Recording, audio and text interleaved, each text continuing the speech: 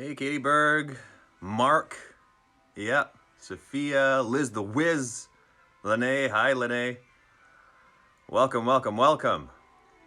Who's that? I should tell you at you often. Yeah, please, Mark. Mark's my roommate.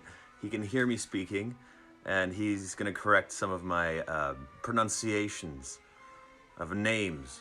McGonagall. I think I got it. Dursley. Got that one too. Ian has arrived. Phil. Hi, Philip. Welcome, welcome, welcome. Just waiting a little bit until everybody gets in. I got my Harry Potter music running. Can you hear that? I think you can. And this time I'm doing it in vertical mode so I can actually read what you're writing, not have to turn my head every single time. Okay, so I guess I'll recount where we've gotten to. We're in the second chapter. Harry got dropped off as a baby by a giant riding a motorcycle that crashed into the street. Got dropped off. Giant cried. Dumbledore cried. Hi, Livy. And what's her name? McGonagall. I just have to read it. She was concerned. And now she lives. Harry Potter lives with a horrible family who hate him and put him underneath the stairs in a cupboard. And he got lucky because he's going to the zoo on Dudley's birthday. So let's get to it. If you enjoy this, tell other people to join. I'm doing this because I've never read Harry Potter. This is my first time reading it. Also, it's a good reprieve from everything that's going on. 1 hour a day. This is my dog, Dexter. He's 4 years old. He is a monster, but he's the best. Okay, so right now we're at the part where they're heading towards the zoo. He just got yelled at by Uncle Vernon. And here we go. I'm just going to turn it a tiny little bit so it doesn't distract me when I'm reading. It was a very sunny Saturday, and the zoo was crowded with families. The Dursleys brought Dudley and Pierce large chocolate ice creams at the entrance. And then, because the smiling lady in the van had asked Harry what he wanted before they could hurry him away, they bought him a cheap lemon ice lolly.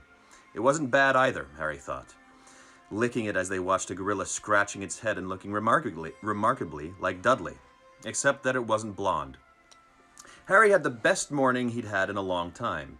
He was careful to walk a little way apart from the Dursleys so that Dudley and Pierce, who were starting to get bored with the animals by lunchtime, wouldn't fall back on their favorite hobby of hitting him. They ate in the zoo restaurant, and when Dudley had a tantrum because his Knickerbocker glory wasn't big enough. What the heck is a Knickerbocker glory? That's something British I don't understand. Uncle Vernon brought him another one, and Harry was allowed to finish the first. Harry felt afterwards that he should have known it was all too good to last. After lunch, they went to the reptile house. It was cool and dark in here, with lit windows all along the walls. Behind the glass, all sorts of lizards and snakes were crawling and slithering over bits of wood and stone. Dudley and Pierce wanted to see huge, poisonous cobras and thick, man-crushing pythons. Yeah, man-crushing! Dudley quickly found the largest snake in the place. It could have wrapped its body twice around Uncle Vernon's car and crushed it into a dustbin, but at the moment, it didn't look in the mood. In fact, it was fast asleep. Dudley stood with his nose pressed against the glass, staring at the glistening brown coils. "Make it move," he whined at his father. Uncle Vernon tapped on the glass, but the snake didn't budge. "Do it again," Dudley ordered. Uncle Vernon rapped the glass smartly with his knuckles, but the snake just snoozed on. "This is boring," Dudley moaned. He shuffled away. Harry moved in front of the tank and looked intently at the snake. He wouldn't have been surprised if it had died of boredom itself. No company except stupid people drumming their fingers on the glass, trying to disturb it all day long. It was worse than having a cupboard as a bedroom, where the only visitor was Aunt Petunia hammering on the door to wake you up. At least he got to visit the rest of the house. The snake suddenly opened its beady eyes. Slowly, very slowly, it raised its head until its eyes were on the level with Harry's. It winked. All right, this is a bit too much. Okay, that's loud enough for the volume. Okay, it winked. Harry stared. Then he looked quickly around to see if anyone was watching. They weren't. He looked back at the snake and winked too. The snake jerked its head towards Uncle Vernon and Dudley, then raised its eyes to the ceiling. It gave Harry a look that said quite plainly, "I get that all the time." That's my snake voice. There's no S, so I was just trying to do it really whispery. "Knickerbocker glory is a dessert." Thank you very much. That's good to know. Okay, so I'm going to work on my snake voice when I get some S's in there somewhere. "I know," Harry murmured through the glass, though he wasn't sure the snake could hear him. "It must be really annoying." The snake nodded vigorously. "Where do you come from, anyway?" Harry asked. The snake jabbed its tail at a little sign next to the glass. Harry peered at it. Wait, so he's just talking to the snake and it's completely normal? "Hey, where do you come from?" "Right over here. Yeah, that's where I come from." "Boa Constrictor, Brazil. Was it nice there?" The boa constrictor jabbed its tail at the sign again, and Harry read on. "This specimen was bred in the zoo." "Oh, I see. So you've never been to Brazil?" As the snake shook its head, a deafening shout behind Harry made both of them jump. You figure out who's saying this. I don't know, somebody's yelling this. "Dudley! Mrs. Dursley! Come and look at this snake! You won't believe what it's doing!" Dudley came waddling towards them as fast as he could, like a penguin. "Out of the way, you!" he said, punching Harry in the ribs. Caught by surprise, Harry fell hard on the concrete floor. What came next so fast, no one saw how it happened. 1 second, Piers and Dudley were leaning right up close to the glass. The next, they had leapt back with howls of horror. Harry sat up and gasped. The glass front of the boa constrictor's tank had vanished. The great snake was uncoiling itself rapidly, slithering out on the floor. People throughout the reptile house screamed and started running for the exits. As the snake slid swiftly past him, Harry could have sworn a low, hissing voice said, "Brazil!" Wait. "Brazil, here I come. Thanks, amigo." The keeper of the reptile house was in shock. Pretty good howls of horror. "Thanks, I'll try being an actor." But the glass, he kept saying. "Where did the glass go?" The zoo director himself made Aunt Petunia a cup of strong, sweet tea while he apologized over and over again. Piers and Dudley could only gibber. That's how you pronounce it. As far as Harry had seen, the snake hadn't done anything except snap playfully at their heels as it passed. But by the time they were all back in Uncle Vernon's car, Dudley was telling them how it had nearly bitten off his leg, while Piers was swearing it had tried to squeeze him to death. But worst of all, for Harry at least, was Piers calming down enough to say, "Harry was talking to it. Weren't you, Harry?" Yeah. Uncle Vernon waited until Piers was safely out of the house before starting on Harry. He was so angry he could hardly speak. He managed to say, "Go, cupboard, stay, no meals," before he collapsed into a chair and Aunt Petunia had to run and get him a large brandy. See that little eye? He's still looking at you. Harry lay in his dark cupboard much later, wishing he had a watch. He didn't know what time it was, and he couldn't be sure the Dursleys were asleep yet. Until they were, he couldn't risk sneaking to the kitchen for some food. He'd lived with the Dursleys almost 10 years, 10 miserable years, as long as he could remember, ever since he'd been a baby and his parents had died in that car crash. Or maybe they have, I don't know, but yeah. He couldn't remember being in the car when his parents had died. Sometimes, when he strained his memory during long hours in his cupboard, he came up with a strange vision, a blinding flash of green light and a burning pain on his forehead. This, he supposed, was the crash, though he couldn't imagine where all the green light came from. He couldn't remember his parents at all. His aunt and uncle never spoke about them, and of course, he was forbidden to ask questions. There were no photographs of them in the house. When he had been younger, Harry had dreamed and dreamed of some unknown relation coming to take him away, but it had never happened.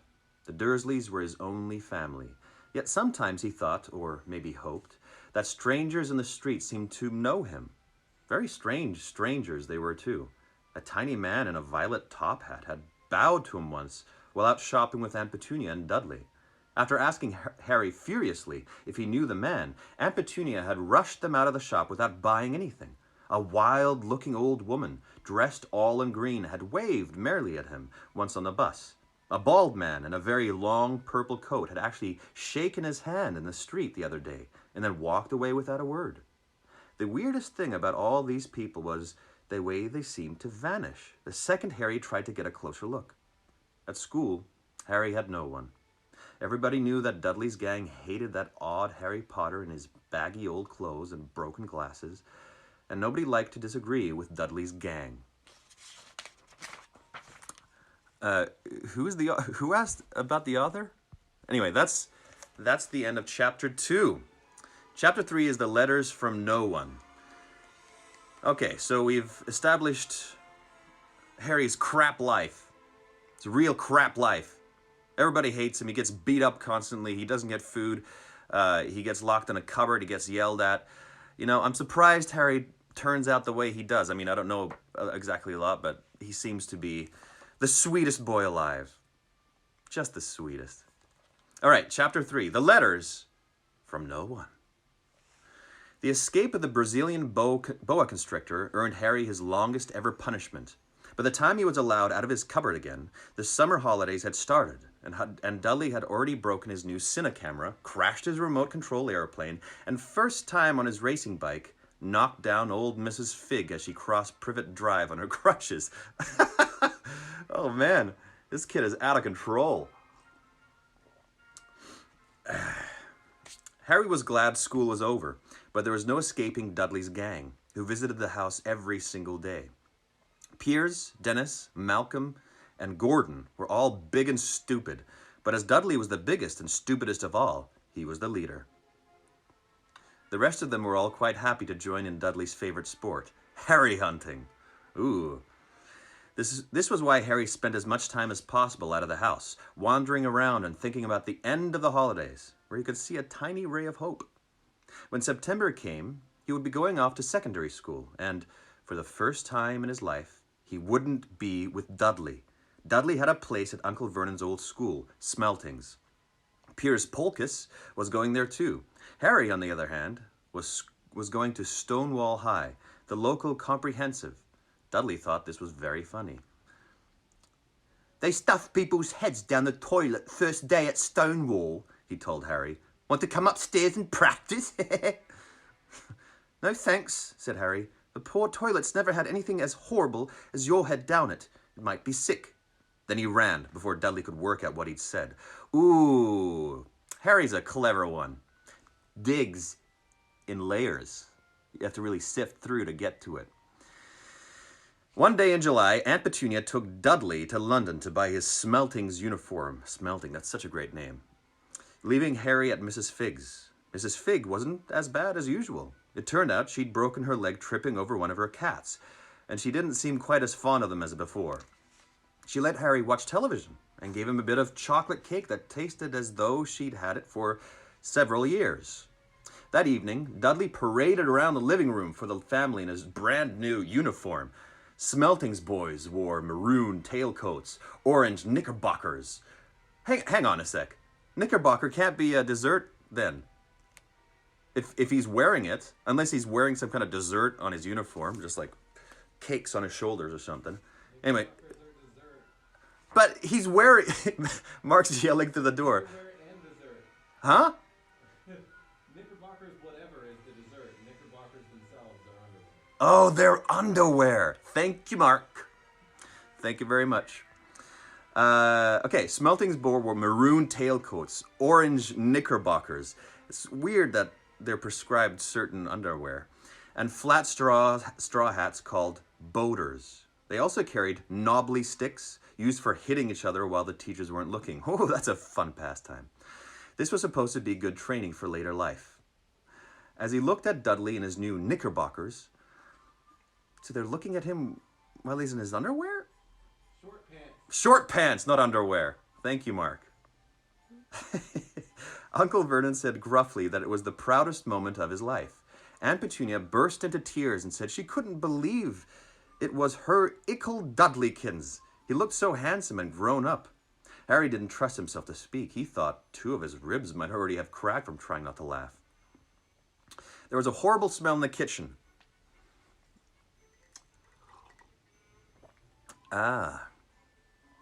Okay. There was a horrible smell in the kitchen next morning when Harry went in for breakfast. It seemed to be coming from a large metal tub in the sink. He went to have a look. The tub was full of what looked like dirty rags swimming in gray water. "What's this?" he asked Aunt Petunia. Her lips tightened, as they always did, if he dared to ask a question. "Your new school uniform," she said. Harry looked in the bowl again. "Oh," he said, "I didn't realize it had to be so wet." "Don't be stupid," snapped Aunt Petunia. "I'm dyeing some of Dudley's old things grey for you. It'll look just like everyone else's when I've finished."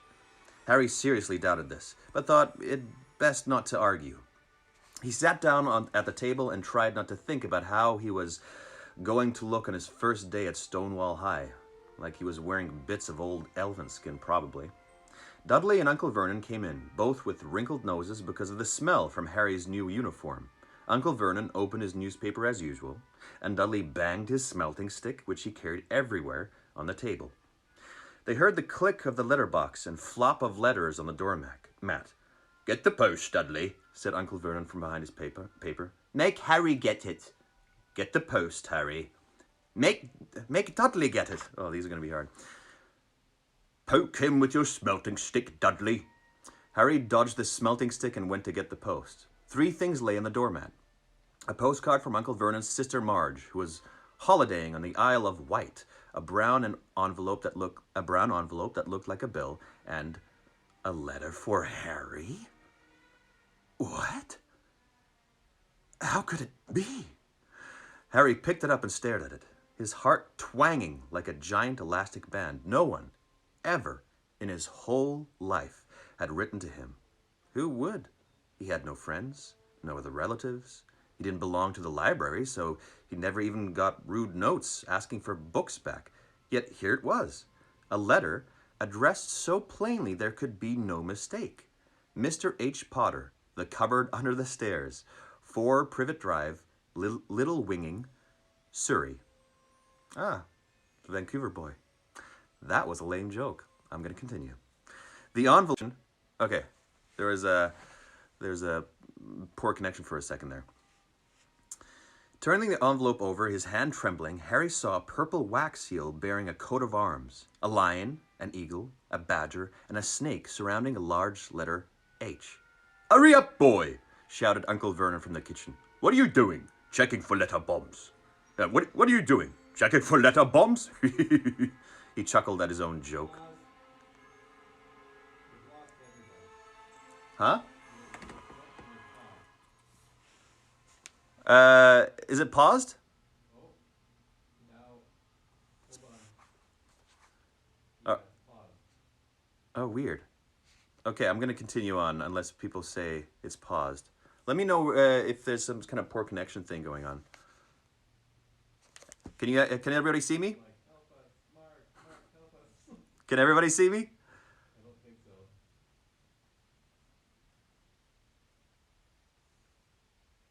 Huh. Weird. Oh, you know what? I'm going to... All right. Am I back?